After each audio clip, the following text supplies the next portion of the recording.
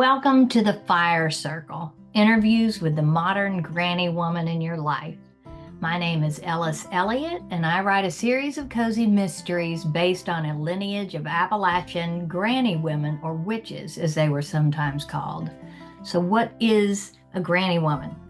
Well, let me tell you, back in the pre-Civil War days in the isolated community mountains of East Tennessee, there were certain women that took on the combined role of healer, midwife, and preparing the dead for burial. These were the granny women, or witches.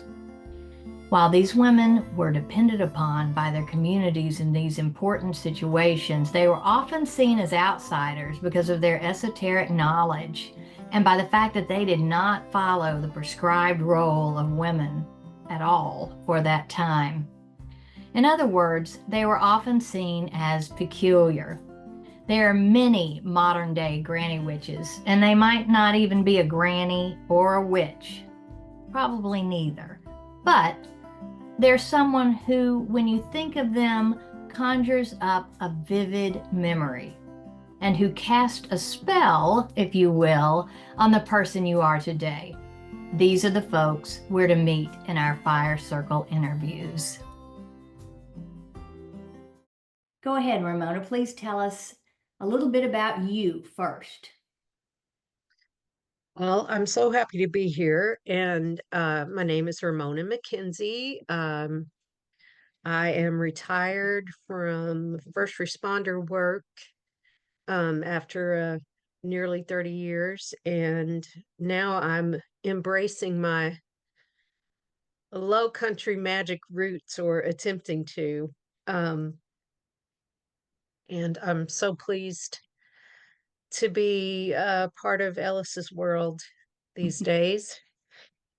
But I had two grandmothers, quite different in their lifestyles and in their hmm, one much more safe than the other, I'll put it that way. But my paternal grandmother uh was quite the character. She was married very, very young, I want to say like 15, and ended up having 13 children, some of which did not make it out of childhood. But my dad was the youngest child of that brood, and my grandmother was widowed soon after my dad was born. But she was, I imagine she is where I get the bulk of my Irish heritage and ethnicity and DNA. And she she was always up to something, but it was grounded in a lot of fear. It's like uh I I spent a lot of time with her when I was little because it was kind of my job to look after her. And she would uh she would be especially upset if pregnant women saw a pig or were frightened by a snake, or because the baby would be marked, you know. And she swore that she knew women that had tails that you could see them out. I mean, so needless to say, I was terrified most of the time. Um, she she told me a story about a man who could blow on warts and make them disappear.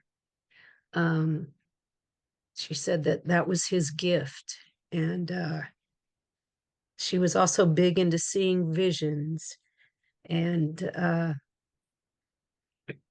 she read she read cards in the, I guess it's when you read with playing cards, it's called cardomancy.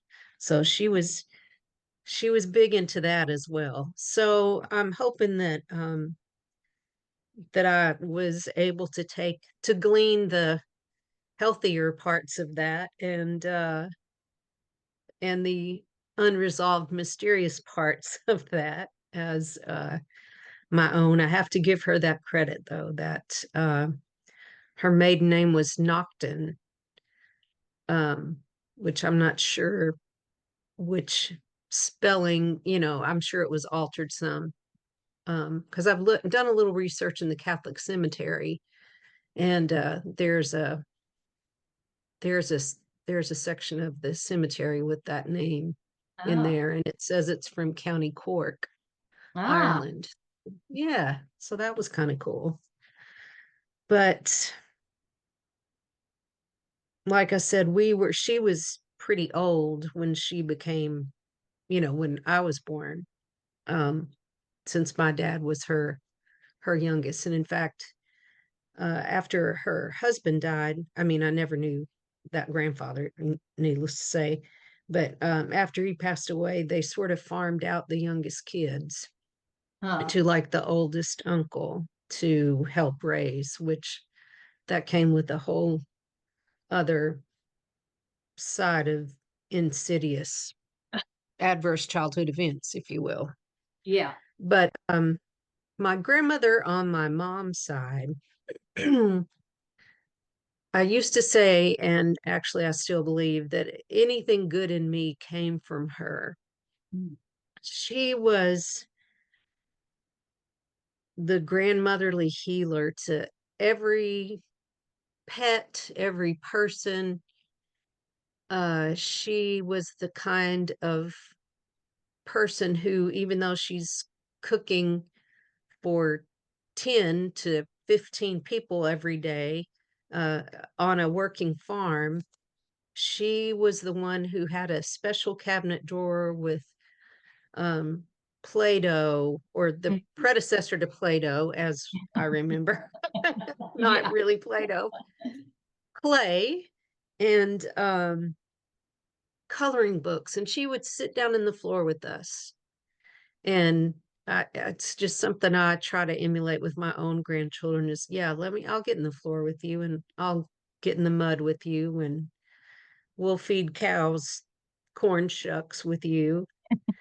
Um, and she always had like a sweet remedy for, if you had a stomach ache, she'd come out with a tiny little cup of 7 Up. And 7 Up was kept in a very special place, not for it was a very special occasion use.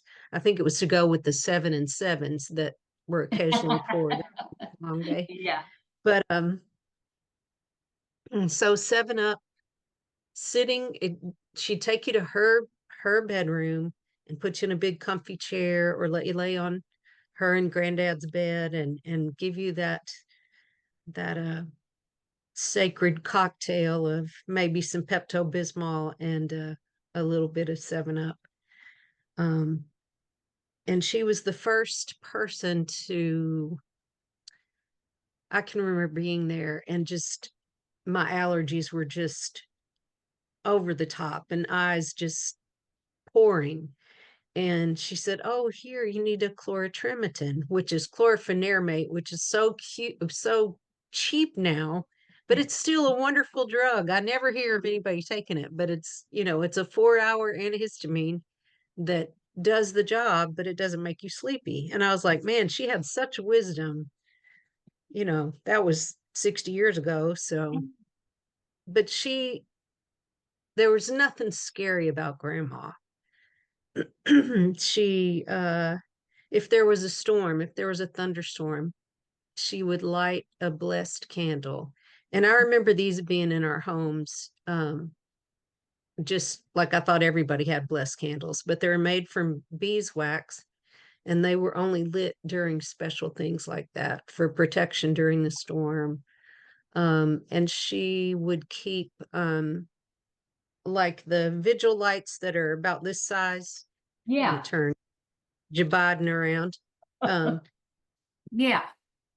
she would keep one of those lit pretty much perpetually, next to the Blessed Mother statue in her room. And a beautiful thing is that when my grandmother passed away, that statue was left to me. So it's one of my absolutely most prized possession.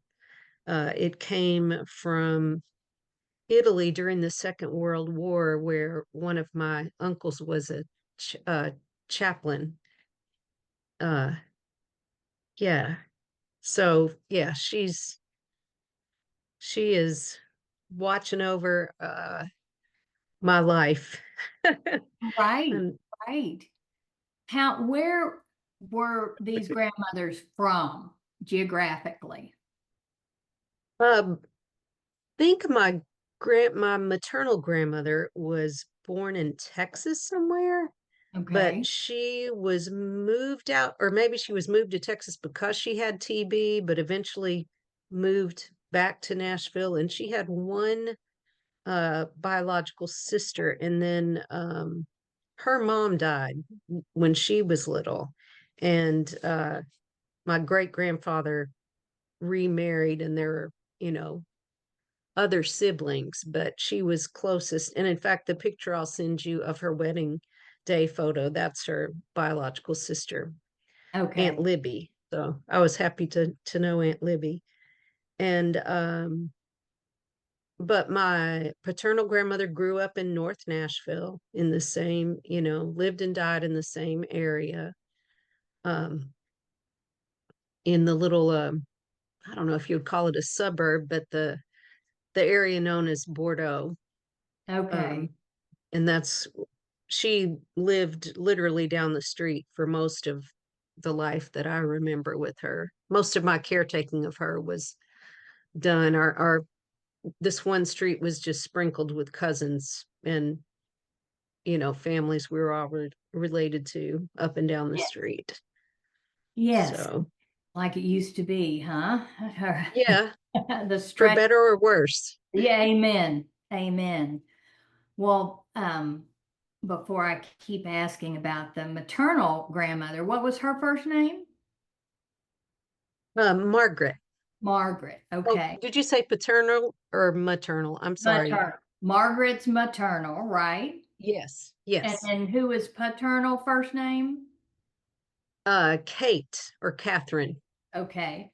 Um, you're actually the first person I've spoken to that has direct knowledge that relates to the true granny women, where that comes from, as you know, from the Appalachian granny woman, that are influenced by the earliest settlers, which were of East Tennessee particularly, but then of course they moved west, and they were Native Americans, African Americans, Scots Irish, and Hmm. English, European and German influence. And the things you mention are exactly the kind of rites and rules of folk magic that they employed back then. And so it's fun to hear you give examples of that even up to now, and for better or for worse, as you mentioned, there's two sides, right, to any kind of um, practice of intuition and whatever we call magic. But when you speak about Margaret, your grandmother, with clearly such endearment, do you remember how she made you feel? Was that part of clearly there's a sense between the two grandmothers? One made you feel one way and one made you feel the other. Do you think, and I've seen this thread in other folks who they choose as their granny woman, someone that made them feel seen, someone that made them feel safe, someone that made them feel unconditionally loved. Would you say that was how she made you feel? That is a perfect description of how Margaret made me feel. Yes. And I remember asking her as a kid because I couldn't understand it. There was nowhere else in my life that I felt that way. And I asked her one time, I said, "Why do you love us so much?" Mm, And she said, "Because I love your mom." And that stuck with me forever because, yeah. you know, my home did not make anybody feel safe or seen or any of the above. But grandma's was a refuge from all that. She had a pantry, which, kind of a walk-in pantry, just like more like a glorified broom closet. Right. But to this day, I would love to be able to step into that pantry and turn on pull the chain to turn on the light and just breathe in the smell of all things good. It was, who knows, it could have been decomposing Tupperware where the cookies were hidden or whatever, but That was and my next question. Can you think of the smells you associate with her, or any of those sensory kinds of things that you would associate with being there? definitely smells. The smell of the pantry. I don't even know how to put that into words. And she also had a front loading washer, not the high tech ones that we see now, but like the the ones that just seem magical. You watched all the suds go around, Right. and she used some sort of detergent that every once in a while, and it's not like I find it in the detergent aisle, it's like somebody will walk by and I was like, "Oh, that's that smell. That's that smell." And it just immediately brings me just peace and just it's just a happy and safe smell. I just love it. Yeah. But I don't know how to describe it really. Right. Sort of like the pantry, like you said, the Tupperware cookie smell. But I think, that it feels like there's some part of that connection, and I'm asking you, your thoughts, that has to do with connecting us through the generations, that those roots, that sense of strength that we hold on to, whether it's, oh, that's that smell, I'm okay, that feels like it goes back in time to your mother's mother's mother. Do you have any sense of that in your life? Do you feel like you carry on, whether it's your mom or Margaret, or carry on parts of them that you think further generations might see a little of your grandmother, a little of your mother in you through that, whatever you do? Absolutely. It is my mission one to bring my grandmother's grandma energy to, definitely not the paternal side. There was nothing healthy and all very terrifying. But Yeah, it's yeah, and important to that acknowledge that. Yeah. and the smell that I associate with them is with my paternal side is the smell of a spit can that's been turned over. She Yeah. dipped snuff and Yeah. there was nothing savory or healthy or Right. and ugh. But grandma, yes, I want to emulate her, and I'm hoping that I'm making my own grandchildren feel that way, that you're safe with me. If you're hungry, you'll be fed. You know, treats are always okay. You know, Yeah. that just was non-existent in our home. But with grandma, and it wasn't that they didn't have tons of money or do anything um extravagant, but their grandma's house was, you never left there with your hands empty. You never left there empty handed ever.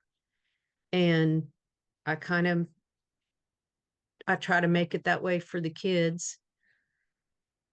Um and I try to get in the floor with them and draw and paint and see. And yeah, if we want to go to the little zoo in Kentucky because we can go sit down next to kangaroos in the field, then we will do it, and we have, and we will continue to do it. Plus, So, you as a grandma have donkeys and goats, yes, right in your own right. yard for them. Yeah. That is very cool. But I think there's so much to be said for getting down in the floor for with them. That interaction and communication, seeing them as real people, not just you need to be over there while we do our adult thing, is huge influence as well. So when I try to wrap it up as far as granny woman and folk magic, I take the word magic and just use every idea, every definition you might want to give it. But don't you think it is a kind of magic? Or maybe you can tell me what your thoughts are on the magic that comes from our families. It doesn't have to be positive sometimes. In fact, what you've referenced can be the negative and both negative and positive. But if you could define magic in your life, and I know you might have an expanded version of this just because I know you a little bit, what would you say that means when I say that word? Um, I'm a real science nerd. So Yeah. me using the word magic might seem paradoxical, but to me, the more I know about science, the more I believe in magic and the divine, if you will. Um, in both ends of the spectrum, the dark parts and the marking the baby on one side, and then I can remember my grandma, if they've killed a snake that day for whatever reason, or the pigs killed snakes quite a bit, it seems like, if I remember right. And they would always pick up the dead snake and lay it across the fence, Mhm. the fence of whichever fence was closest, and that was supposed to make it rain. So there's little, heck yeah, I believe it. You Yeah. know, have you ever read about I think it's called an egregore, that's built up by just a, it's not really a group hallucination, but it's something that's built up with the energy of other people that can manifest as, there's an old 1970 something documentary that you can probably find online, but it's about conjuring Philip. And they made up this story. They made up a whole history for this person, and this manifestation came to life. And in this documentary, you see them on TV, and Philip is rapping on the tables and moving the table around, and but he's an egregore, and apparently that happens a lot. If somebody believes that something is there, it can actually grow into this energetic being that, Yeah. so that's magic and science. I agree. I agree. And I don't think we even begin to know in our limited minds what's possible. Yeah, I just don't think we even begin to know. And the power of intention, the power of belief and Hmm. the energy and what can manifest from that energy. I'm not sure. I'm like you. I lean toward the scientific side. So I'm not necessarily going to read a book to manifest money or whatever. I'm Right, right, certainly think attitude, the way you approach the world, good old hard work, which I think is the bottom right. line for anything. It is so interesting the power of intention and your belief. And what's that word again? Egregore? Egregore. I'll have to I look think that up. that's And I think that's what it's called. conjuring who? Philip. Philip. Okay. Conjuring Philip. Thank you for answering all these Okay. questions. And I maybe have to have a part 2 to go into all the interesting things you've done in your life, not related necessarily to your grandmother's. But thank you for doing this for me. Well, I would love that.